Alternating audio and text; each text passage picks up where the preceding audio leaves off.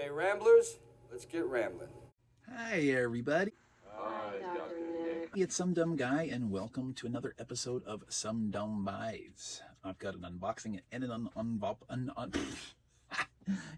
unenveloping to share with you today, adding to the library, as we do, because we love physical media, we love movies, we love TV, we love owning them, we love watching them, we love celebrating, we love sharing them, we love talking about them. So let's do a little bit of that. Before I begin, the main topics at hand. For you gamers out there, if there are any watching, this has finally come out. Now, I am not actually a gamer. I used to be. I always try to maintain. I fail miserably at it. But this is 8BitDo's long-awaited Nintendo 64 controller that is to be released in conjunction with Anal Ogre, as I call them. Their, what are they calling it? The 3D? It's their Nintendo 64 clone, their FPGA console that has been repeatedly delayed, as Anal Ogre is wont to do. Usually when 8BitDo, in conjunction with them, produces a new controller for one of their consoles, their releases are timed together, so this got delayed several times along with the console. However, this has now come, and there's still no real definitive word on the console itself. It's alleging to ship at the end of this month, but it's already been scheduled to release about 3 separate times before this. I stopped dealing with this company quite a while ago. I think they're crap. I think their business model is crap. I think their customer relations is crap. They bank out of Hong Kong, so if you make a purchase, if you're lucky, you get to do a transaction fee for a foreign transaction. If you're not lucky, your bank will reject your transaction as suspected spam. They produce their products in limited numbers, but still allow customers to buy at least 2 on their pre-orders, cutting in half the amount of people that can actually access them. So their products are largely scalped on eBay. They don't enforce any of that. They don't care. They opt to use social media to communicate with their customer base, while at the same time on their website encourage customers to sign up for their email newsletter, which they never actually use. So if you're not on Twitter, you're not hearing a damn thing directly from them, even though they've got that newsletter system in place to be used. Their pricing is excessive, and they tend to intentionally delay things so that they can encourage people to cancel their orders, only to repurchase at a higher price later when they do actually release their product. And they get people to pre-order considerably early in their development, sometimes up to a year before their intended release, so that they can fund their development and production with purchased dollars. So we give them money, they collect it, they hold it, they use it, and we're waiting and waiting and waiting and waiting. Yeah, their products are excessively expensive. Their shipping costs are overly high, unjustifiably so. It's just a shit of a company. That's why I call them Anal Ogre. Their official name is Analog. Fortunately, I don't think there's anything more that they could actually provide that I'd ever be interested in again. I own everything I think I could possibly want out of theirs. I'd be surprised if I ever have a reason to do business with them again, and I'm glad that at least for this, it's been 3 years, I think, since I've done any business with them. I guess I've been fortunate to be able to get everything I've wanted, but yeah. Anyway, let's move on. What do we got? What do we got? This box is going to be bigger than it should be because it's got pajama pants in it. You don't always just order movies from Amazon. All right, Blu-ray. I think this would officially be a blind buy, but I'm not 100% sure because I am a little bit confused about the lore on this or the history on it. Let's reveal first, and then we'll discuss. This is the animated Lord of the Rings film, and this one is from 1978. Looking at the back of this may or may not answer my questions. I don't know, but there's the Rankin Bass, Lord of the Rings, and The Hobbit, which I'm not sure were individual films or together, if this is everything together, if this is the Rankin Bass. I don't know. This is a Ralph Bakshi film, so is this not the Rankin Bass? I don't know. This is director Ralph Bakshi's brilliant animated tale of the enchanted land of Middle Earth. I don't think it's going to tell me. I'm going to do a little homework. This artwork doesn't look like what I'm familiar with. So I'm not 100% sure what's going on here. don't know if there's a connection to the Rankin Bass, which I only did The Hobbit. I don't know if they did Lord of the Rings.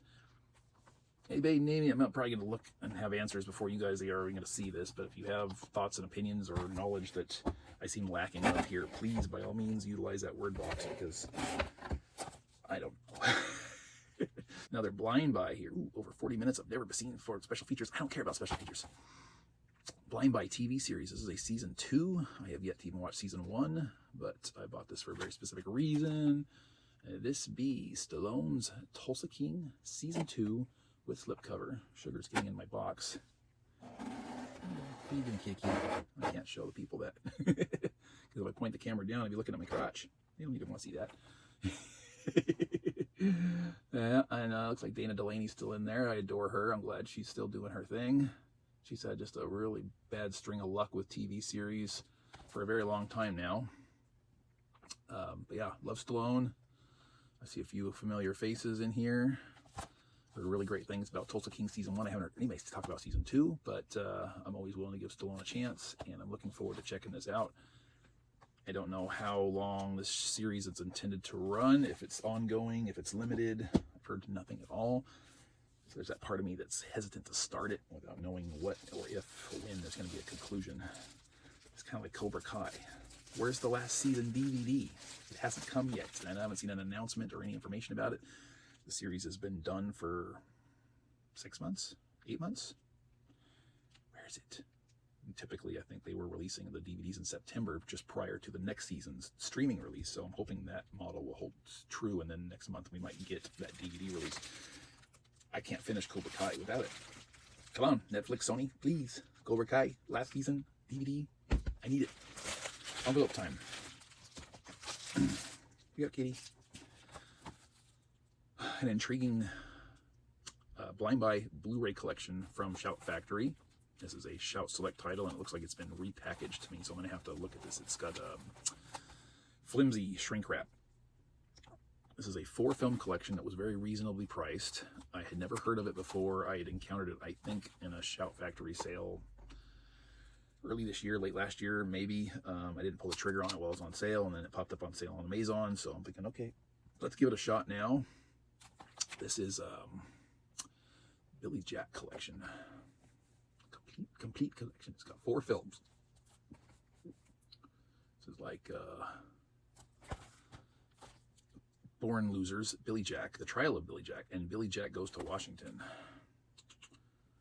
Let's see here. These 4 groundbreaking action-packed classics from the 60s to 70s pop culture icon Billy Jack feature all of the fast-kicking, politically aware stories that had audiences cheering.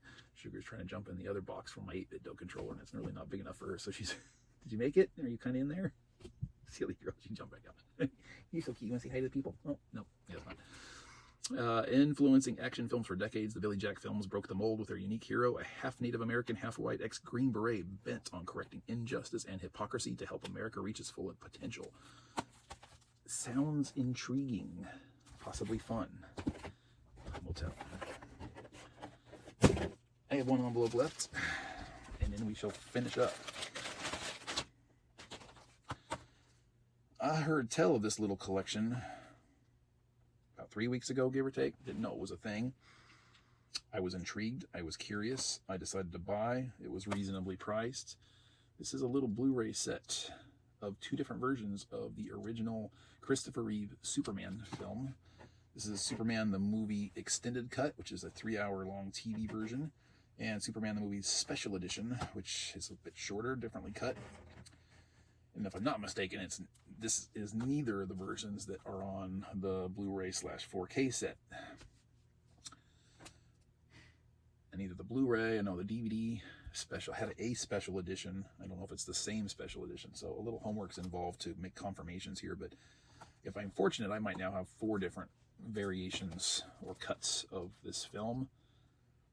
I won't know until I do a little homework. Now that I've got it, I can do some runtime checks, and if I'm really ambitious, I could just go through a marathon and watch all 4 back-to-back-ish, which might be exhausting, but intriguing in its own self here. Let's see. Superman the Movie received an ahead-of-its-time makeover for its television premiere. Nearly 40 more minutes of story, creating a 2-night television event. Audience had already been swept off their feet by Christopher Reeve's Last Son of Krypton, and now there was more to enjoy. Unseen in decades, this version is paired here with Richard Donner's definitive vision of his film, the special edition director's cut from 2000, to create a supersized celebration of Metropolis's favorite son that preserves the director's intent while feeding superfan demands. So, the director's cut from 2000, that does sound like the one that was in the DVD set, and I can't remember if that one carried over to the Blu-ray. I don't think it was in the 4K, but so at minimum, I've got now 3 variations of this film, which is really cool, I think. 3 hours of Superman, Christopher Reeves, because we don't watch that new crap that just came out.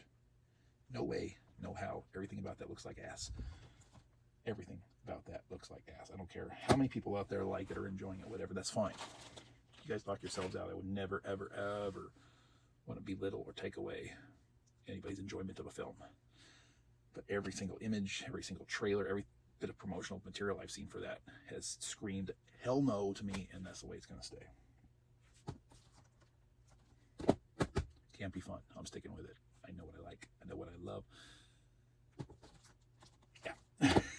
Anyway, that's it for this unboxing. We're all done. What do you think of my pickups this time around?